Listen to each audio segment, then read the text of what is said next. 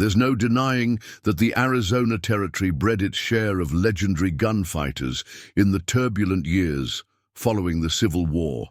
Men like Deadeye Dan McGraw, the infamous Carson brothers, and the ruthless Jake the Snake Martinez.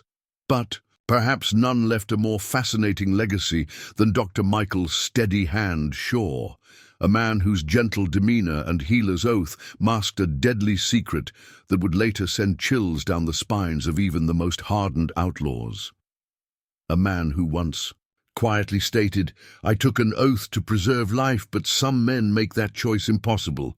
Join me today as we delve into the extraordinary tale of the man they called the Healing Hand of Death, who proved that appearances can be fatally deceptive.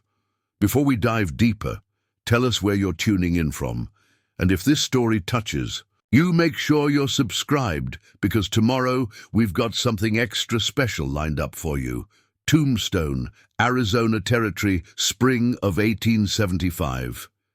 The town was like many others sprouting up across the frontier, a dusty main street lined with weathered buildings where desperation and opportunity danced together beneath the merciless desert sun. It was the kind of place where folks sized you up quick, judging worth by the steel on your hip and the steel in your eyes. That's exactly why Dr. Michael Shaw's arrival caused such a stir. He rode in on a cool March morning, leading a pack mule, loaded with medical supplies. His wire-rimmed spectacles and well-worn black medical bag seemed almost comically out of place in a town where survival often depended more on quick draws than careful diagnoses. Those who witnessed his arrival would later recall two things: his remarkably steady hands as he tended his horses, and the fact that he wore no visible weapon. Sheriff Tom Barrett, a veteran lawman who'd buried more men than he cared to count, watched the newcomer from his office porch with keen interest. "There's two kinds of men who don't wear guns in this territory," he'd later write in his journal, "those too weak to bear their weight, and those who don't need them." Shaw didn't strike me as weak despite his gentle appearance. The town's undertaker, old Jake Murphy, was the first to actually engage with the mysterious newcomer. "Need a partner?" he'd called out with dark humor as Shaw tied his horses. "Doctors out here tend to be good for business." The newcomer's response, delivered with a slight smile and unwavering calm, would later seem prophetic. "I prefer to keep my patients among the living, Mr. Murphy, though I suspect some will give me little choice in the matter." Within days, Shaw had rented the old Webster place on the edge of town, converting its front rooms into a modest clinic. His skills as a physician quickly became apparent. Hands steady enough to perform delicate surgeries by lamplight, knowledge deep enough to treat everything from mining injuries to childhood fevers. The local women found him courteous and professional. The children were drawn to his gentle manner and endless patience. But there was something else about him, something that the more observant townsfolk noticed.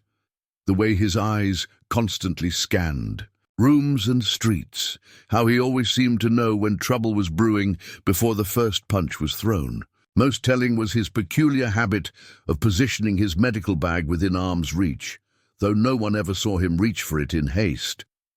Miss Sarah Collins, who ran the town's general store, noticed other oddities about their new physician. He'd buy the strangest combinations of items, she later recalled: bandages and bullets, healing herbs and gun oil. When I asked him about it once, he just smiled and said, "In my experience, Miss Collins, it's best to be prepared for all manner of healing." But it was Deputy Frank Youngblood Wilson, eager to prove himself worthy of his badge, who first suspected there might be more to the good doctor than met the eye. He'd been watching Shaw's clinic late one night, following up on rumors of mysterious lights seen in the pre-dawn hours. What he witnessed would have seemed impossible if he hadn't seen it with his own eyes.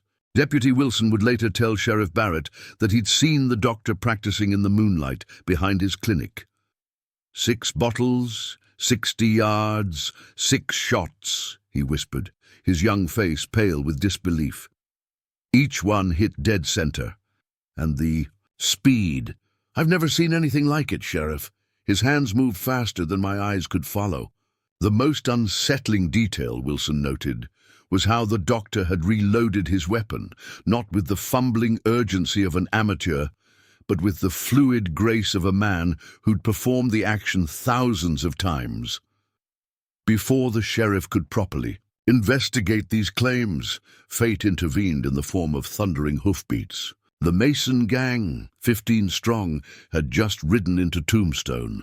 Their reputation preceded them, a trail of robbed banks, burned ranches, and murdered witnesses stretching from Texas to California.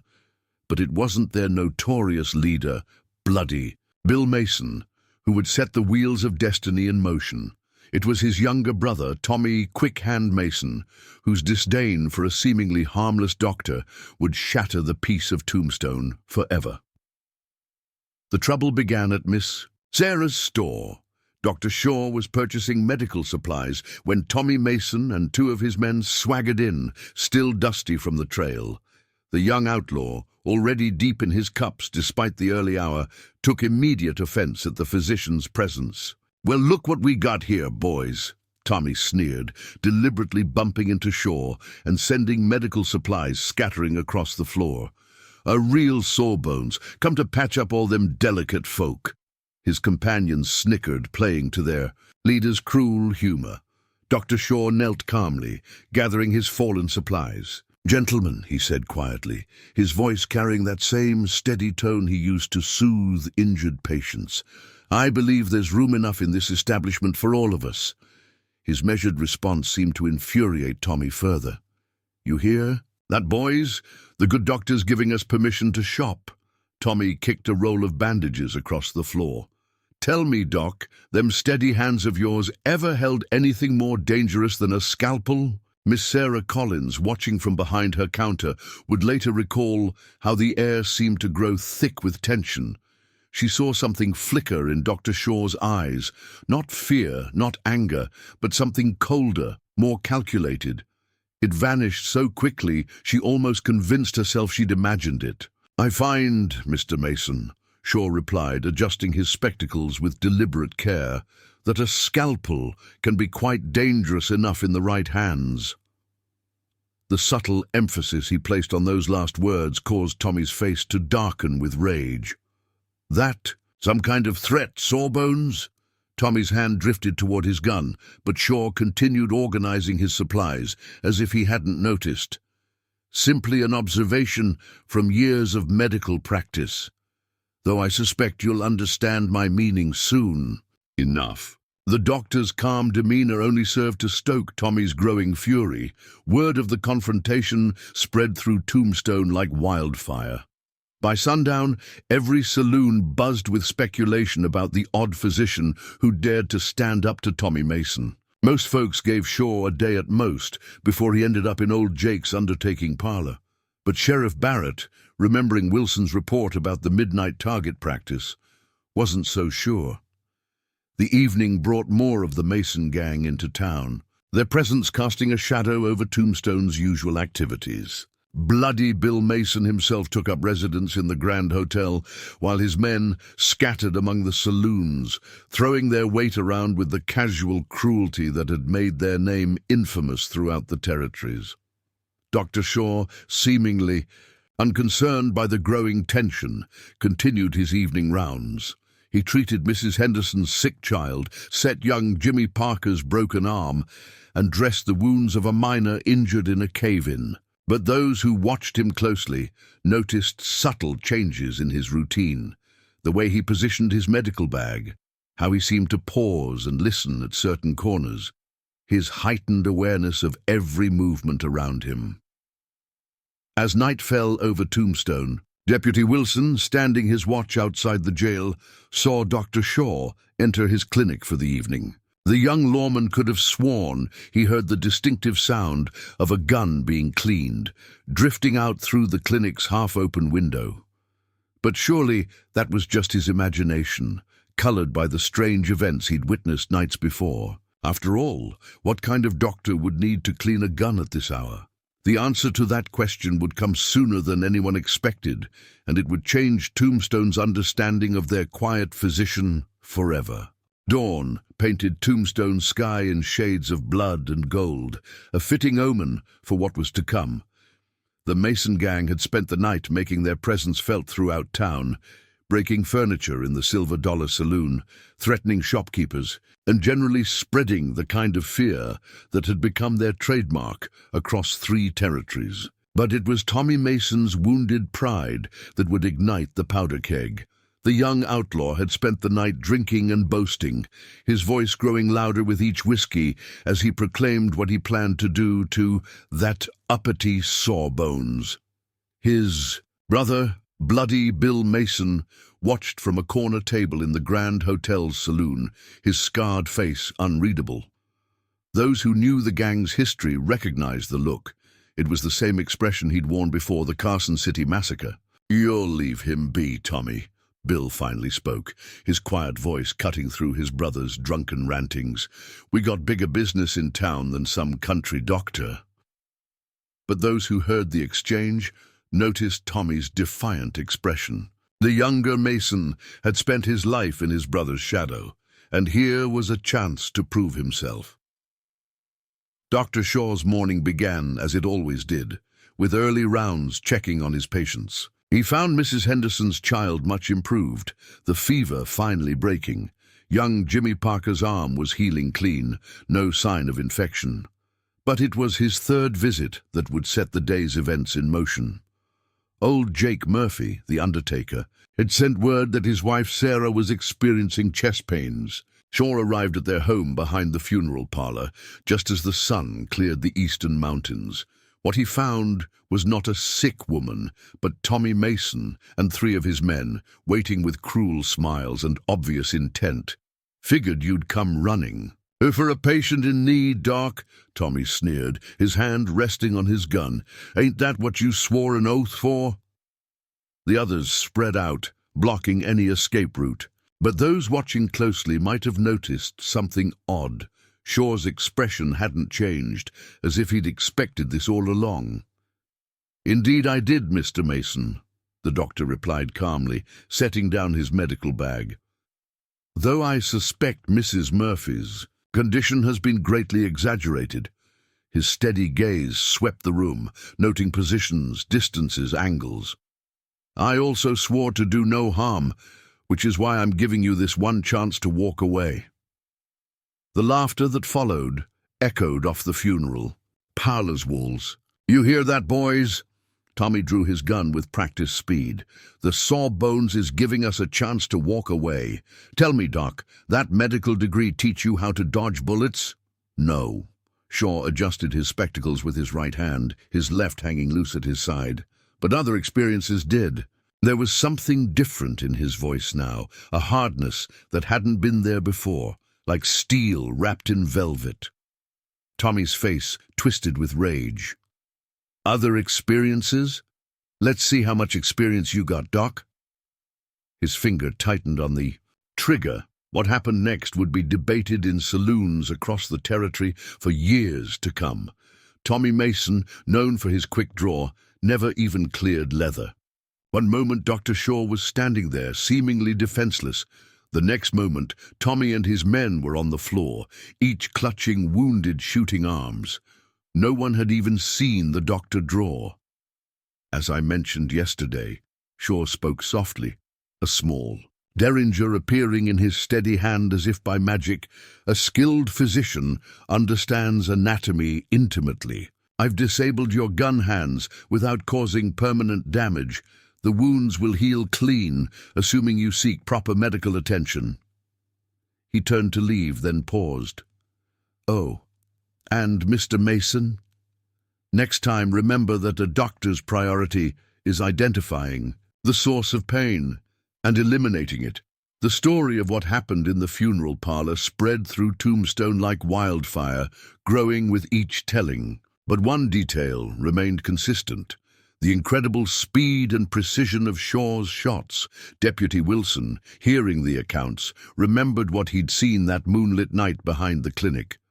But before he could share his thoughts with Sheriff, Barrett, a new complication rode into town, one that would force the good doctor to reveal far more than just his skill with a derringer. The newcomer arrived just past noon, when the desert heat had turned Tombstone's main street into a shimmering mirage. He rode a blood-bay stallion that spoke of quality breeding, his clothes cut from expensive Eastern cloth rather than frontier homespun. But it was the badge pinned to his vest that caught everyone's attention, the silver star of a federal marshal. Marshal James Connor had built his reputation hunting dangerous men across 5 territories. His presence in a town usually meant serious trouble was brewing, and seeing him ride in made Sheriff Barrett's stomach knot with worry. The lawman's first stop, surprisingly, wasn't the sheriff's office. It was Dr. Shaw's clinic. "Well, well," Connor drawled, stepping into the cool darkness of the doctor's office. "When they told me Michael Shaw had settled in Tombstone, I almost didn't believe it. Quite a step down from your previous position, wouldn't you say, Captain?" Shaw, in the middle of organizing his medical supplies, paused almost imperceptibly. "That title hasn't been mine for a long time, Marshal. These days, I prefer doctor, less complications." The Marshal's laugh held no humor. "Less complications? Like this morning's business with Tommy Mason? Word travels fast out here, Michael." "Still using that hidden derringer rig you designed for the army?" Before Shaw could respond, the clinic's door burst open. One of the Mason gang's youngest members, barely more than a boy, stumbled in, bleeding from a bullet wound to the shoulder. "Doc," he gasped, "it's Mr. Mason, Bill Mason. He's been shot." Shaw was moving before the boy finished speaking, gathering supplies with practiced efficiency. "Where is he?" "Grand Hotel. Tommy's with him, raising all kinds of hell. Says if you don't come—" The boy swayed, shock setting in. "Sit down before you fall down," Shaw ordered, helping the young outlaw to a chair.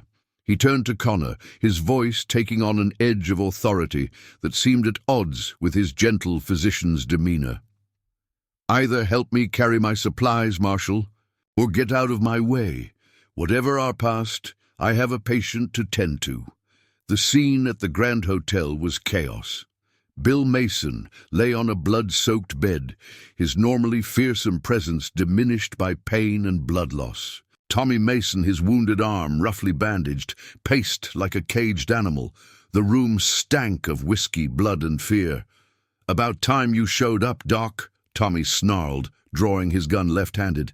"Fix him up, or I'll decorate these walls with your—" "Put that gun away." Shaw's voice cracked like a whip, carrying such unexpected authority that Tommy complied before he realized what he was doing. "I need light, clean water and everyone out except Marshal Connor. He at least knows how to follow medical instructions." As the room cleared, Connor watched Shaw work with professional interest. "Your hands are still steady as a rock, Michael. Just like that day in Gettysburg when you operated on General Sherman himself. That was another life," Shaw replied, probing the wound with expert fingers. "The bullet's deep, nicked an artery. Hand me those forceps." His focus was absolute, each movement precise and purposeful. "Another life?" Connor's voice dropped low. "Is that what you tell yourself? The most decorated combat surgeon in the Union Army, the man who designed half the quick-draw techniques still used by federal marshals, just disappeared into thin air after the war. Now here you are, playing country doctor in a backwater town." Shaw's hands never stopped working as he replied, "I'm not playing at anything, James. I took an oath to heal, and I meant it. The war taught me enough about killing to last 10 lifetimes. That's not what I heard about San Antonio last year," Connor pressed. 3 men, all professional gunfighters, all found with surgeon-precise wounds, non-fatal, but each one permanently disabled from ever drawing a gun again. Witnesses described a man matching your description." Shaw tied off a final suture before responding. "Interesting theory, Marshal. But right now, my only concern is keeping Mr. Mason alive, although given what's coming to town, that might be a temporary mercy." Connor's expression sharpened. "What do you mean, what's coming to town?" The doctor began cleaning his instruments. With methodical care. Bill Mason doesn't get ambushed easily. Someone wanted him alive but hurting, wanted him stuck in Tombstone. The question you should be asking is, who's coming to finish the job? The marshal's hand unconsciously moved to his gun. You always could read a situation better than most, Michael. How bad do you think this is going to get? Shaw's answer was, interrupted by the sound of multiple horses approaching at speed. The game was about to change, and everyone in that room knew it. The approaching riders turned out to be a dozen men, led by a figure that made even Marshal Connor's blood run cold. Malcolm "Blackjack" Webster, the infamous bounty hunter.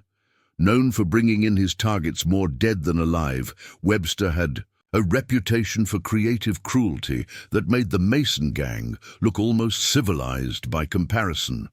"Well, ain't this interesting?" Webster drawled, dismounting in front of the Grand Hotel.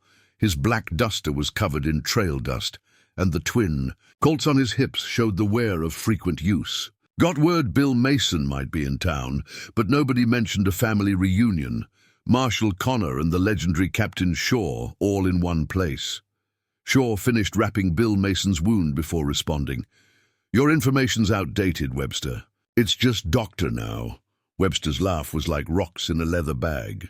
"Doctor? That what you told those 3 gunmen in San Antonio? Awful precise work there. Tendons cut just right to make sure they'd never draw again. Seemed more like surgery than gunplay to me."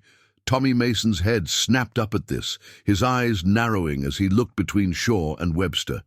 The implications of the bounty hunter's words were sinking in, and his expression darkened with understanding.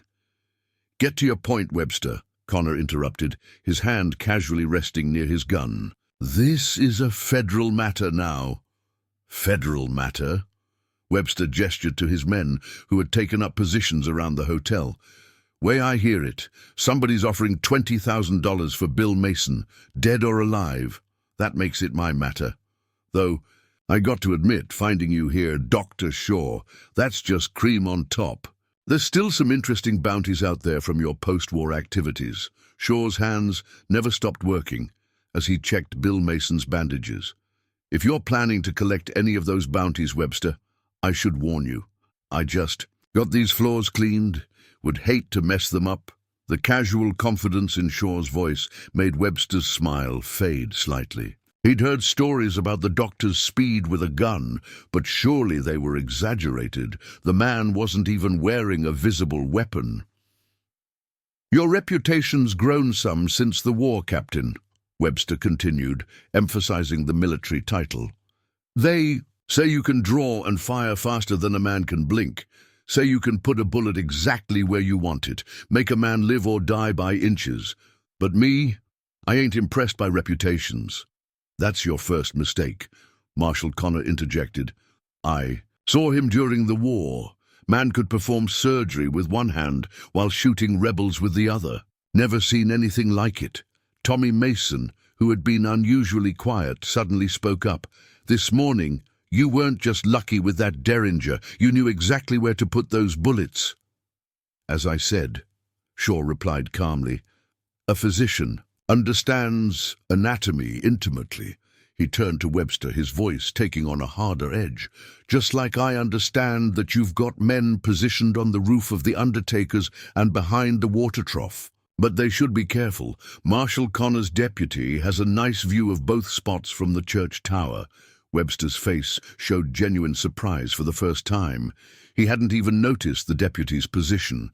Before he could respond, Bill Mason stirred on the bed, his voice weak but clear.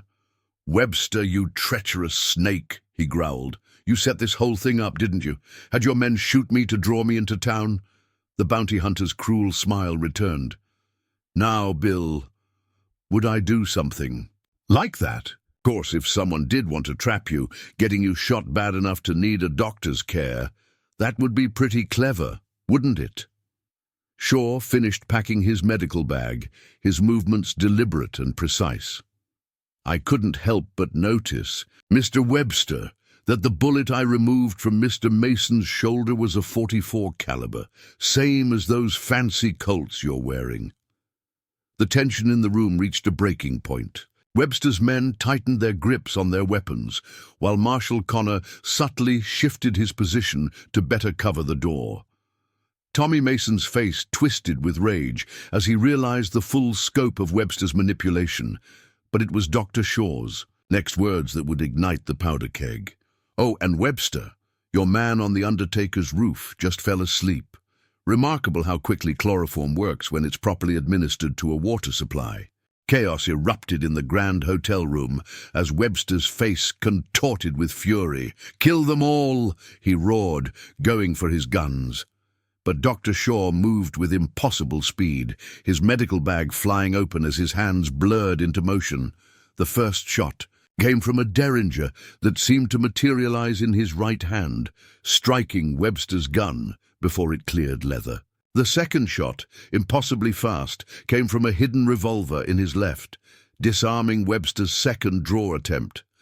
Both of Webster's prized Colts clattered to the floor, their handles smoldering where the bullets had struck with surgical precision. "Remarkable. And thing about the human nervous system," Shaw commented casually, as if giving a medical lecture while chaos unfolded around him. "Apply pressure to exactly the right point." His elbow struck a charging gunman with precision, sending the man crumpling to the floor, and the body simply stops functioning properly. Marshal Connor had drawn his own weapon, but found himself merely watching in amazement as his old friend moved through the room like smoke through a keyhole. Every motion was calculated, every strike precise. It wasn't just fighting, it was surgery with fists and bullets. Tommy Mason, his earlier hostility forgotten in the face of this display, could only stare as the seemingly mild-mannered physician systematically disabled Webster's men. "My God," he whispered, "the stories about San Antonio weren't even half of it." Outside, Deputy Wilson's sharpshooting from the church tower had already picked off 3 of Webster's men trying to rush the hotel. The young lawman had learned well from his secret midnight observations of the doctor's shooting techniques. "You see, Webster," Shaw continued, sliding under a wild punch and delivering a precise strike to his attacker's solar plexus. "During the war, I had to learn to end fights quickly, to tend to the wounded. It became something of a specialty." Another gunman fell to a perfectly placed shot, the bullet striking a nerve cluster that rendered his entire arm useless. Sheriff Barrett, drawn by the commotion, burst through the door with his shotgun ready. He found a room full of groaning men, most clutching limbs that had been shot or struck with surgical precision. Webster himself was on his knees, both arms hanging useless at his sides. "Doctor," the sheriff managed, taking in the scene. "I think you might owe us all an explanation." Shaw calmly began reloading his weapons. "Certainly, Sheriff. But first, I believe Mr. Webster has some information to share about who hired him to ambush Bill Mason." He turned to the bounty hunter, his voice taking on an edge that made even Marshal Connor shiver. "And before you consider lying, remember, I know exactly where to put a bullet to make you experience pain you couldn't imagine in your darkest nightmares." Webster's face went pale. You ain't no normal doctor." "No," Shaw agreed, checking Bill Mason's bandages as if nothing had happened. "I'm a very good doctor, which means I can heal you or hurt you with equal precision. Your choice." The bounty hunter broke quickly after that. The name he revealed, Augustus Crawford, the railroad baron, made both Marshal Connor and Sheriff Barrett exchange worried glances. Crawford was known for using hired guns to force land sales, clearing the way for his railroad empire through intimidation and murder. "He's got 50 men riding this way," Webster confessed, "due by sunset tomorrow. Wanted Mason dead or running scared so he could buy up his ranch land cheap. The whole territory's gonna burn if that railroad don't go through where Crawford wants it." Shaw began methodically treating the wounds of the men he'd just disabled, his movements as precise and professional as ever. "Well then," he said quietly, "it seems my services will be required, both kinds." Marshal Connor holstered his unused gun. "Like old times, Michael." "No, James." Shaw's eyes held a cold certainty that made everyone in the room straighten. In time I'm not bound by military rules of engagement. This time I get to demonstrate everything the army taught me about keeping men alive." He paused, checking the load in his hidden revolver. "And everything the war taught me about doing the opposite." The afternoon sun cast long shadows across Tombstone as Dr. Shaw stood in his clinic, methodically preparing for what was to come. His medical bag lay open on the examining table, but alongside the usual surgical instruments were tools of a different trade: custom-modified revolvers, specialized ammunition, and devices that seemed to blur the line between medical equipment and weapons. "Never thought I'd see that kit again," Marshal Connor commented from the doorway, watching his old friend work. "Still using the same setup from Petersburg?"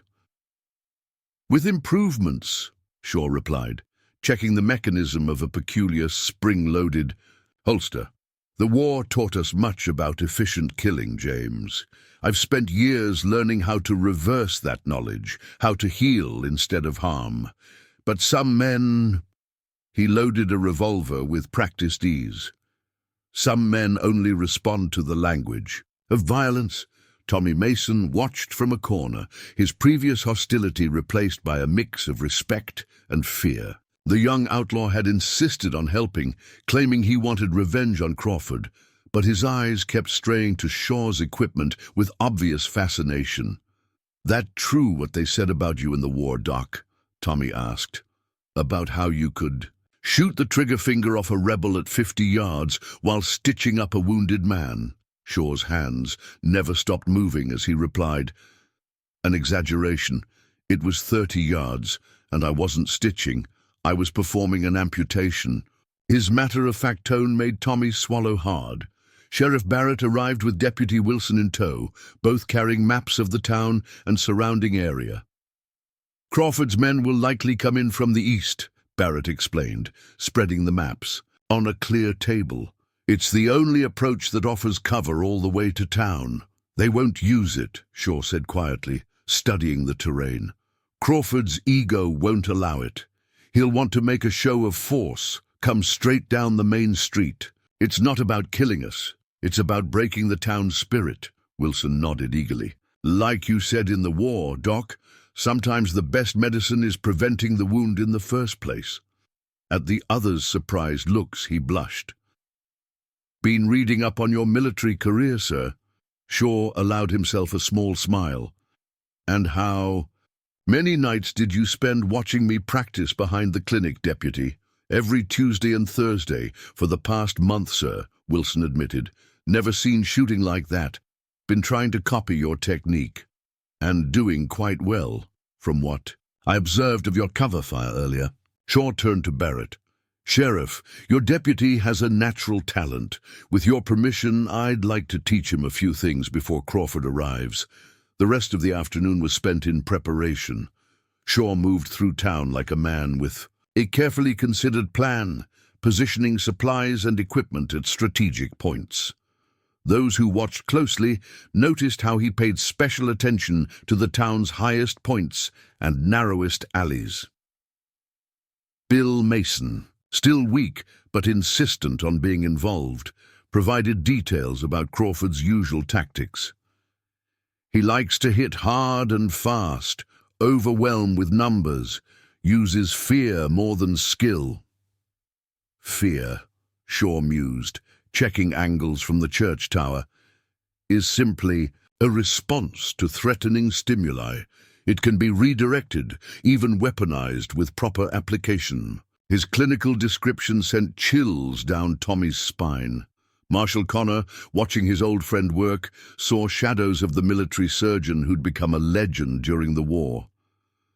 "You've got that same look you had at Antietam," he observed, "right before you turned a field hospital into a fortress." "The principles are the same," Shaw replied, marking another position on the map. Triage, preparation, precise application of force. The human body and a battlefield have much in common. Control the key points, and you control the outcome. As sunset approached, Shaw gathered the town's defenders for final instructions. His quiet voice carried the weight of experience as he explained each person's role in the coming fight. But it was his last words that everyone would remember. Tomorrow, Crawford and his men will learn what every army medic knows, that those who spend their lives healing understand exactly how the human body breaks. And I intend to give them a very thorough demonstration of that knowledge. Night fell over Tombstone like a funeral shroud, bringing with it an eerie calm that seemed to hold the entire town in suspense. Dr. Shaw worked through the darkness with methodical precision, his steady hands now preparing traps instead of medicines. Those who watched him saw a man transformed. The gentle physician's manner remained, but underneath it lurked something deadly and precise. "Fascinating combination," he remarked to Marshal Connor as they rigged a particularly clever trap in one of the side alleys. "The same knowledge that tells me how to save a man's leg also shows me exactly where to place these pressure points for maximum effect." He adjusted a trigger mechanism with surgical accuracy. Miss Sarah Collins had opened her store for the night, turning it into an impromptu headquarters. She watched Shaw check and recheck his equipment, laying out instruments both medical and martial with the same exacting care. "I never understood before," she said quietly to Sheriff Barrett, "why he always seemed to be preparing for something. Now I realize he never stopped being a soldier, did he?" "Not a soldier," Barrett corrected, remembering Webster's men lying precisely disabled on the hotel floor. "Something far more dangerous, a healer who knows how to hurt." Deputy Wilson proved an apt pupil as Shaw taught him the finer points of precision shooting. The human body has 47 major pressure points that can incapacitate without killing, Shaw explained, adjusting the young lawman's aim. "Learn those, and you never have to take a life unless you choose to." Tommy Mason, watching the lesson while nursing his wounded arm, shook his head in wonder. "All this time, we thought you were just some soft Eastern doctor, but you were actually something else entirely, weren't you?" Shaw paused in his instruction, studying the young outlaw thoughtfully. "I am exactly what I appear to be, Mr. Mason. A physician dedicated to preserving life. The fact that I can take it with equal skill is simply a professional necessity." Around midnight, Bill Mason called for Shaw from his sickbed in the hotel. The gang leader's fever had broken, and his eyes were clear as he watched the doctor check his wounds. "Why'd you do it, Doc? Could have let me die. Solved a lot of problems for the law."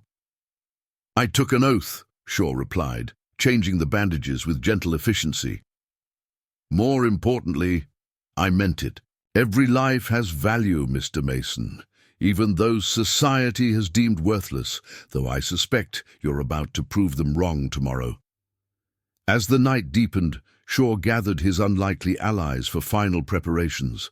Marshal Connor couldn't help but smile at the scene, lawmen, outlaws, and townspeople all listening intently to the soft-spoken doctor's instructions. It reminded him of battlefield briefings during the war, though Shaw's methods had grown more sophisticated since then. "Crawford's men will be fresh, but overconfident," Shaw explained, his quiet voice carrying easily in the night air. "They expect to find a frightened town, not an organized resistance. We'll use that assumption against them." He pointed out positions on the map with a surgeon's precision. "Deputy Wilson, your position in the church tower is crucial. Remember what we practiced about disabling shots." "What about Crawford himself?" Tommy asked, his young face hard with anger. "Leave him to me," Shaw replied, checking the specialized ammunition he'd prepared. "I have something very specific planned for Mr. Crawford, a demonstration of advanced anatomical principles, you might say." As the others dispersed to their positions, Marshal Connor held back. "I've seen that look before, Michael. Last time was right before you turned those Confederate raiders into a medical study on nerve damage. Shaw's smile was cold as a scalpel. The human body is an amazing machine, James. Crawford fancies himself a businessman, so I plan to give him a very detailed lesson in the cost of causing pain. He checked his hidden holsters one final time. By sunrise, he'll understand exactly why some doctors are more dangerous than gunslingers. In the distance, a coyote howled at the moon, its cry echoing off the canyon walls like a banshee's wail. Tomorrow would bring violence to Tombstone streets, but tonight belonged to preparation and to the quiet doctor whose gentle hands could both heal and destroy with terrifying precision.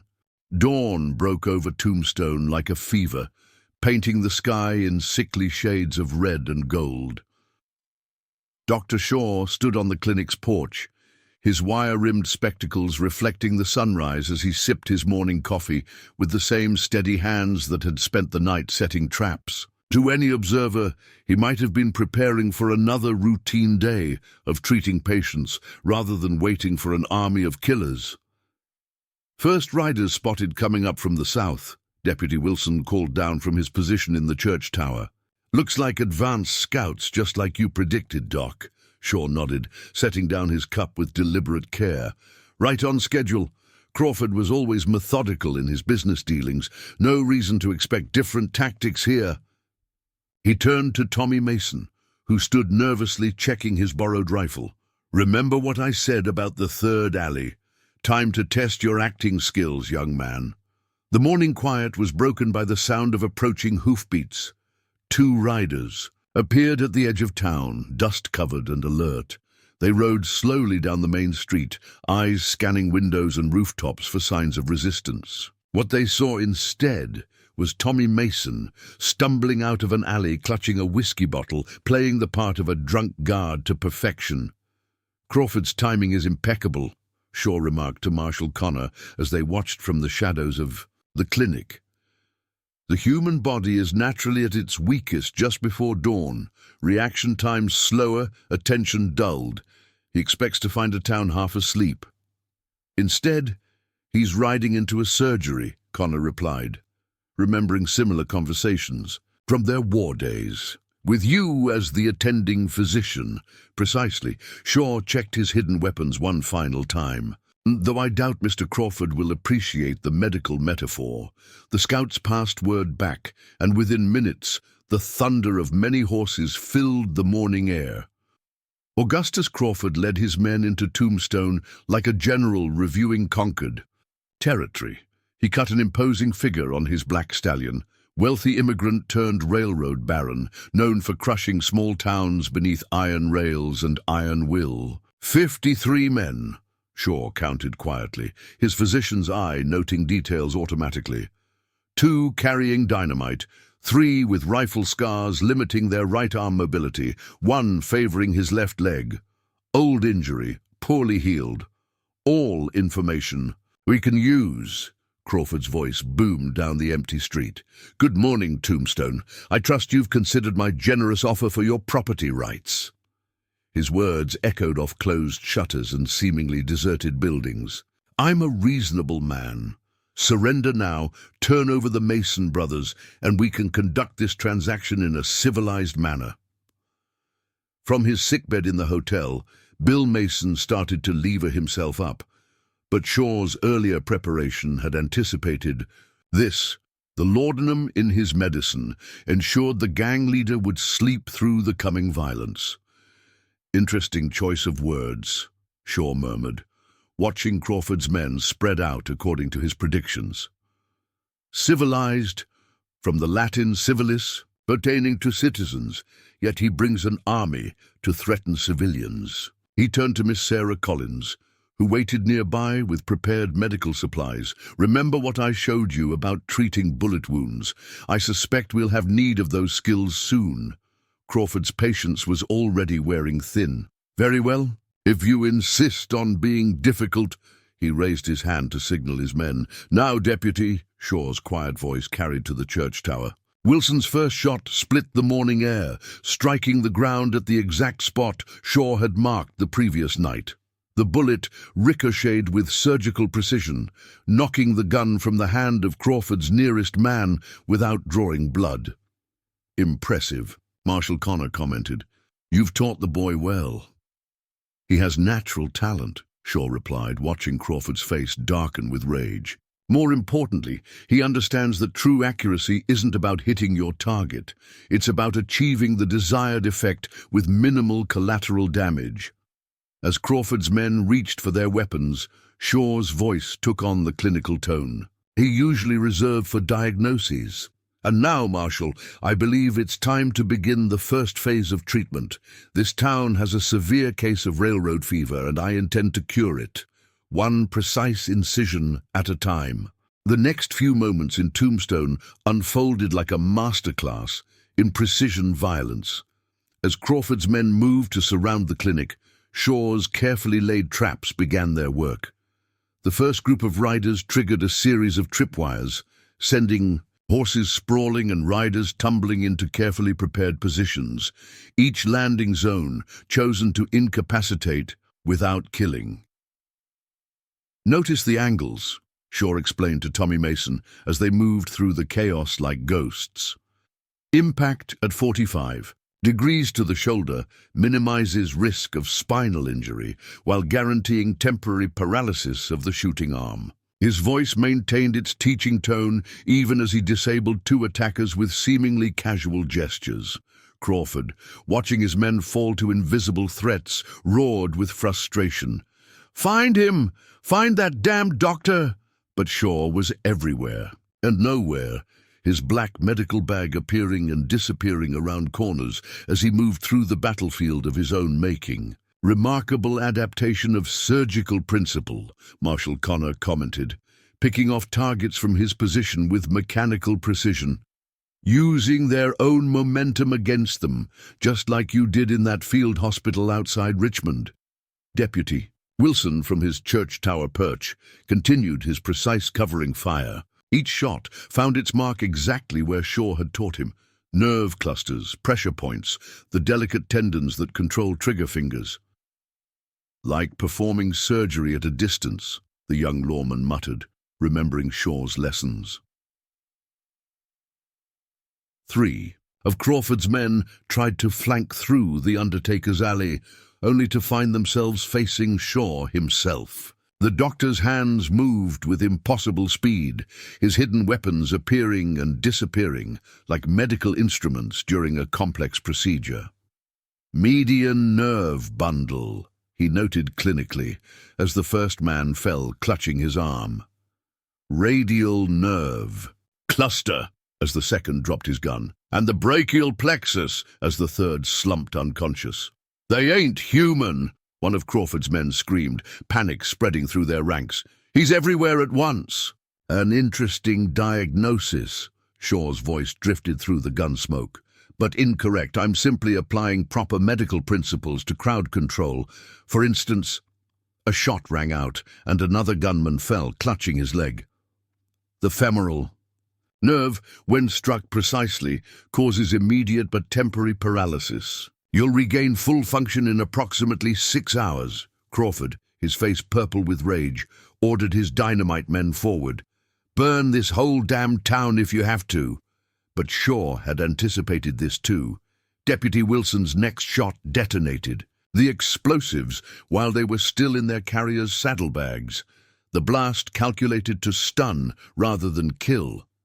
"Pressure waves from explosions are fascinating," Shaw remarked to no one in particular, moving to his next position. "Properly directed, they can incapacitate without causing permanent damage, though I suspect these gentlemen will have quite a headache when they regain consciousness."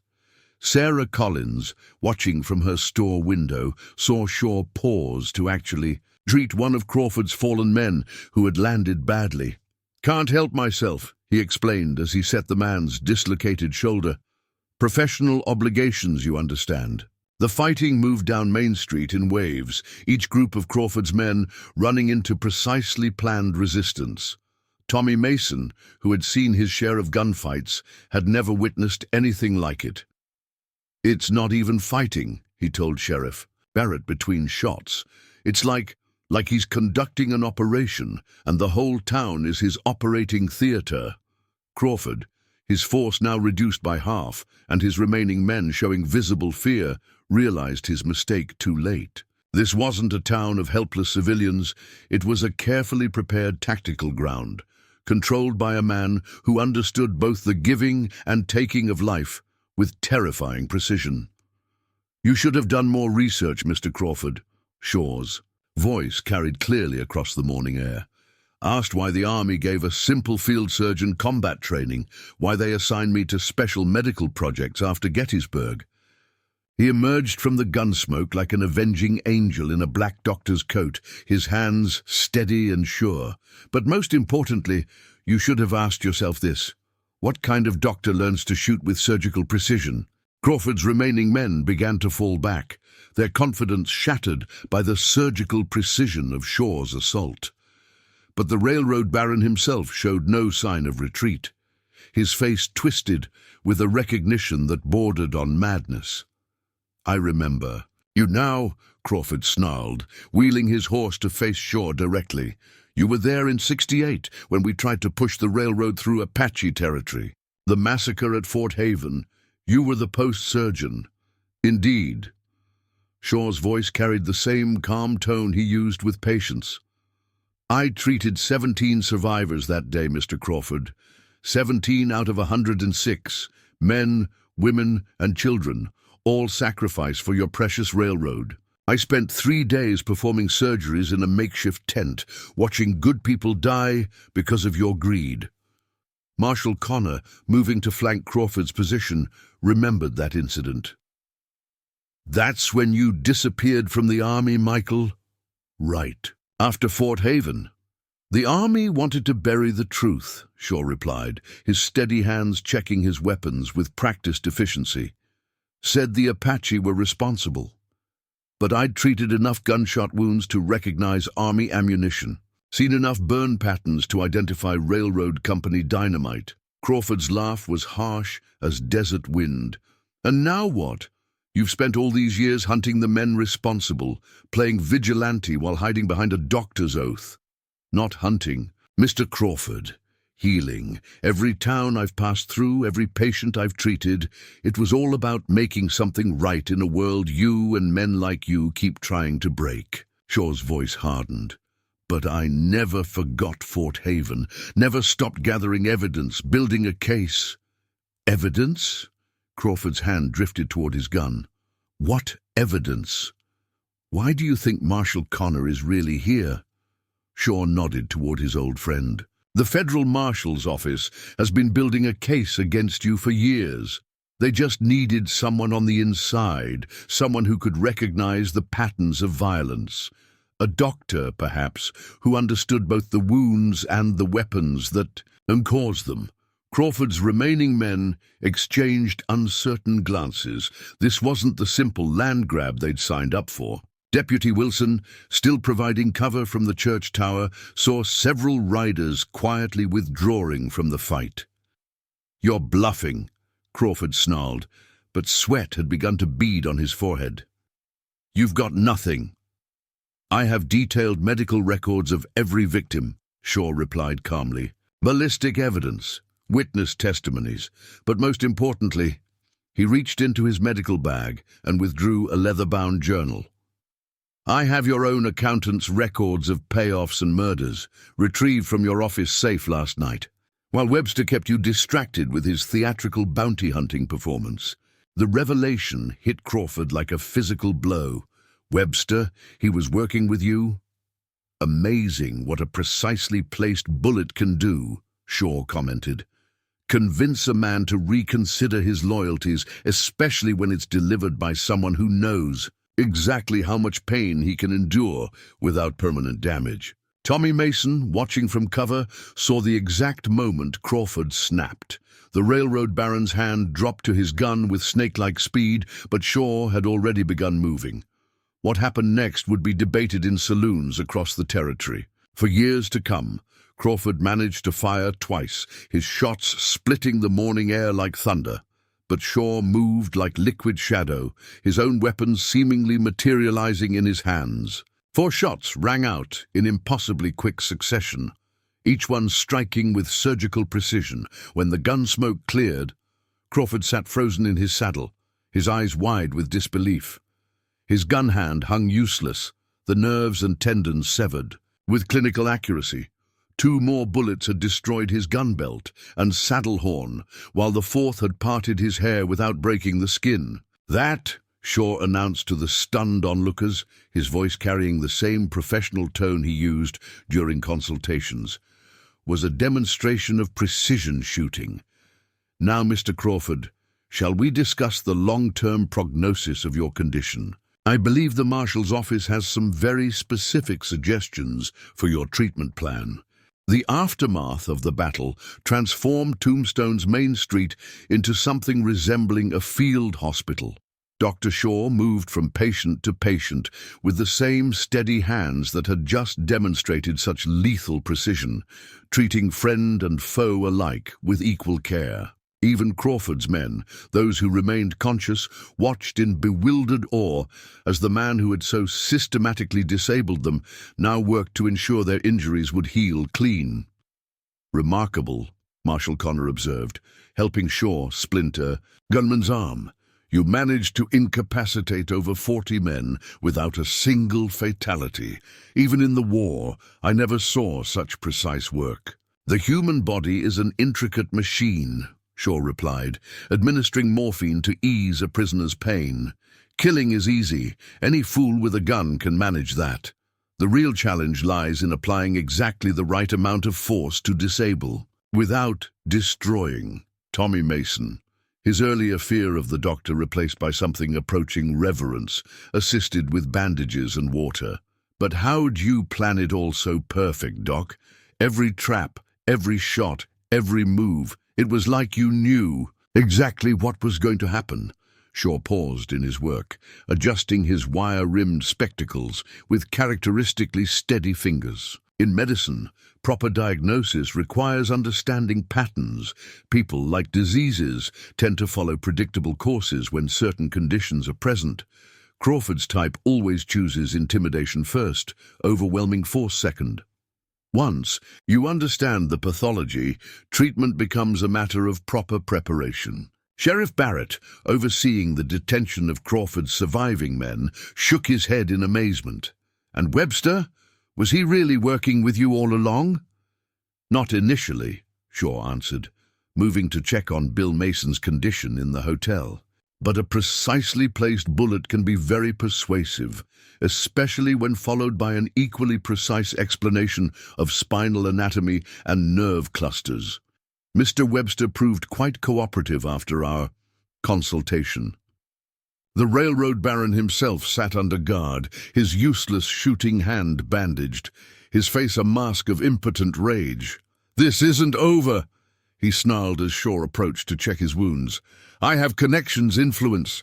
You think any court will take the word of a backwoods doctor over mine?" "Actually," Marshal Connor interjected, producing official papers, "we have 43 sworn testimonies from your former employees, including your personal accountant. Seems the good doctor's been building this case for years, gathering evidence, while treating victims of your land grabs, every town, every stop. He was following your trail of violence, healing the wounds you left behind and documenting everything." Deputy Wilson, climbing down from his church tower perch, couldn't contain his curiosity. "But why Tombstone, Doc? Why pick our town to finally spring the trap?"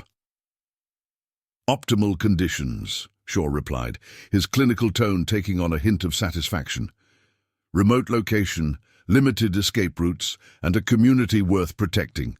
More importantly, it offered the perfect opportunity to catch Crawford himself in the act of organizing violence. The Mason gang's presence was an unexpected variable, but one that ultimately worked in our favor.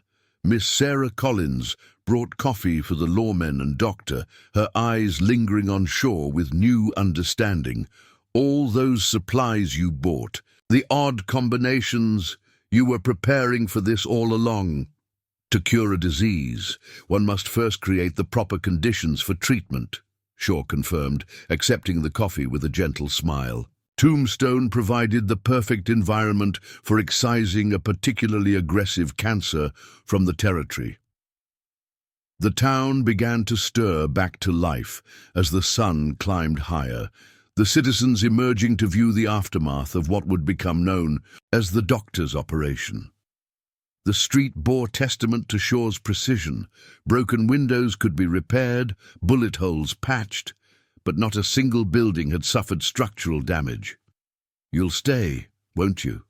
Sarah asked softly, voicing the question on many minds. Tombstone still needs a doctor. Shaw surveyed the scene before him.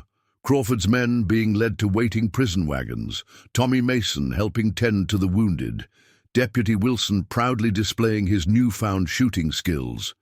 His answer, when it came, carried the quiet certainty of a diagnosis delivered with complete confidence. The next few days in Tombstone saw changes that went far beyond the physical repairs to bullet-scarred buildings. The town had witnessed something extraordinary, a demonstration of how precision and skill could overcome brute force, how healing and hurting could come from the same steady hands. The legend of the doctor who outshot an army was already spreading across the territory, growing with each telling. "You've started something here," Marshal Connor told Shaw as they watched Crawford and his men being transported to federal custody. "Every town you pass through, gathering evidence, healing victims, they're all coming forward now. 23 communities have filed formal complaints against Crawford's railroad company." Shaw nodded, his wire-rimmed spectacles catching the morning light. "Sometimes the best medicine is preventive. By stopping Crawford here, we've prevented countless future casualties. Though I suspect the railroad will simply find another instrument for their expansion." "Maybe," Connor agreed, "but they'll think twice now. The story's already spreading. The doctor who fights like a gunslinger, but shoots with a surgeon's precision. They're calling you Steady Hand Shaw in some places." "An inaccurate diagnosis," Shaw replied with a slight smile. "I'm simply a physician who believes in thorough treatment of symptoms and causes alike." Tommy Mason, his arm healing clean thanks to Shaw's care, had become something of an unofficial assistant to the doctor. The young man who had once sneered at the sawbones now followed Shaw's rounds with keen interest, learning about both medicine and marksmanship. "Thinking of changing professions?" Shaw asked him one evening, demonstrating proper surgical knot techniques. "Maybe," Tommy admitted. "Watching you work, Doc, both with guns and medicine, it showed me there's more than one way to be strong. Bill's talking about going straight too, using the ranch to raise horses instead of hell." The transformation wasn't limited to the Masons. Deputy Wilson had grown noticeably more confident, his shooting improved dramatically by Shaw's tutelage. The young lawman now carried himself with the same quiet assurance he'd observed in his mentor. "The principles remained constant," Shaw explained during their continued practice sessions. "Whether performing surgery or shooting, success depends on steady hands, clear vision, and precise application of force. The key is understanding your objective, to heal or to harm, and never confusing the two." Even Webster recovered from his wounds and, facing reduced charges in exchange for his testimony, showed signs of change. "Never seen anything like it," he told anyone who'd listen in his cell. "Man shot the fight right out of me, then fixed me up so clean I barely got a scar. Makes a fellow reconsider his life choices." Sarah Collins found Shaw in his clinic late one evening, organizing his medical supplies with characteristic precision. The hidden compartments in his medical bag now stood open, showing the dual nature of his equipment, tools that could heal or harm with equal efficiency. "The town council met today," she said without preamble. "They're offering you a permanent position, full salary, new clinic building, whatever supplies you need."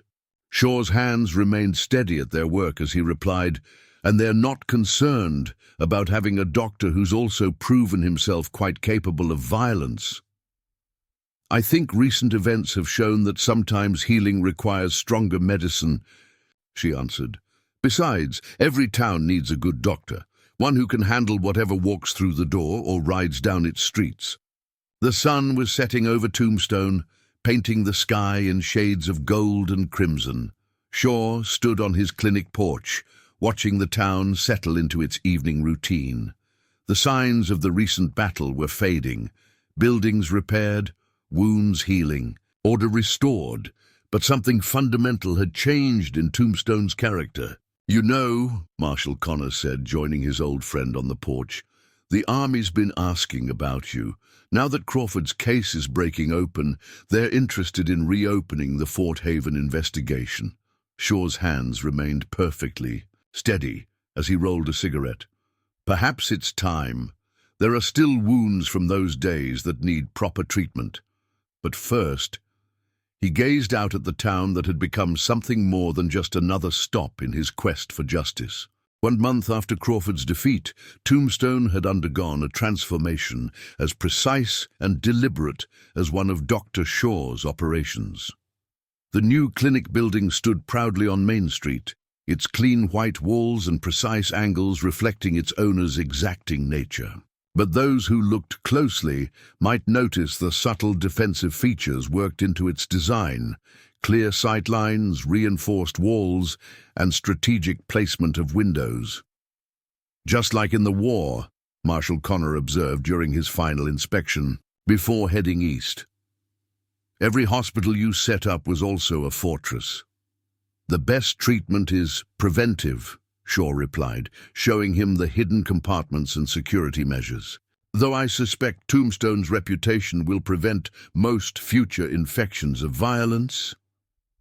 The story had indeed spread far and wide, growing with each telling. In saloons across the territory, men spoke in hushed tones about the doctor whose hands could heal or hurt with surgical precision. Some said he could shoot the buttons off a man's coat while performing surgery. Others claimed he could diagnose a man's character as easily as he could diagnose disease, treating both with whatever medicine was required. Deputy Wilson, now officially training as both lawman and medical assistant, had begun keeping a journal of Shaw's teachings. "The human body," he wrote, quoting his mentor, "is like a town, complex systems working in harmony. Disorder in one part affects the whole. The key to healing is understanding these connections and applying precise corrections when needed." Tommy Mason had made his own decision, trading his gun for medical books. "Steady hands run in the family," he'd told Shaw, demonstrating surprisingly natural talent with sutures. Figured it's time they were used for something worthwhile. Bill Mason's ranch was transforming too, becoming a legitimate horse-breeding operation. "Funny thing," he told Shaw during a checkup of his healed wound, "all those years trying to make my mark with violence, never realized there was more profit in honest work. Less likely to need your medical services too, Doc." But perhaps the most significant change was in how the town viewed itself.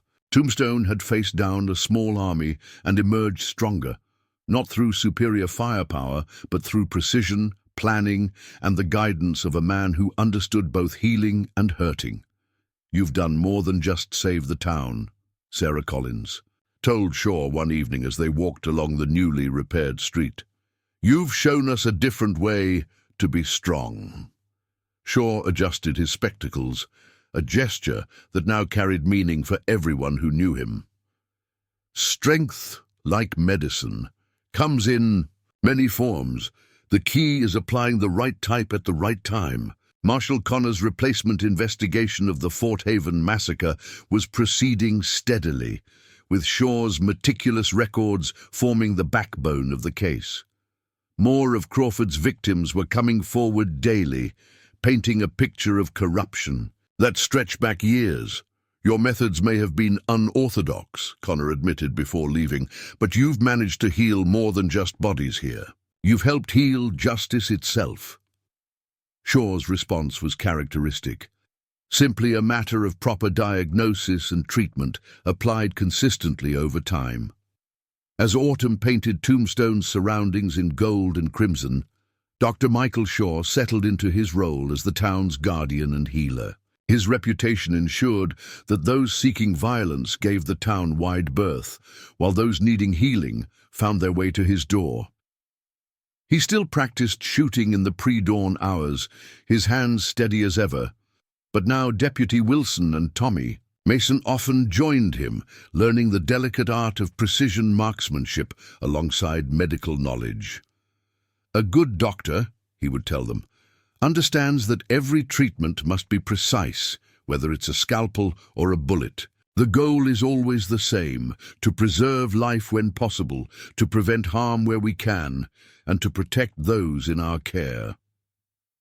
The legend of Steady Hand Shaw continued to grow, but the truth was both simpler and more complex than the stories. He remained what he had always been: a healer who had learned to hurt when necessary, a surgeon who could operate with bullets when scalpels wouldn't suffice, and above all, a doctor who never forgot his oath to preserve life, even when circumstances required him to demonstrate more lethal skills. For in the end, that was the greatest lesson he had taught Tombstone: that true strength lies not in the ability to deal death, but in the wisdom to know when to heal and when to harm, all while keeping your hands steady and your principles steadier still.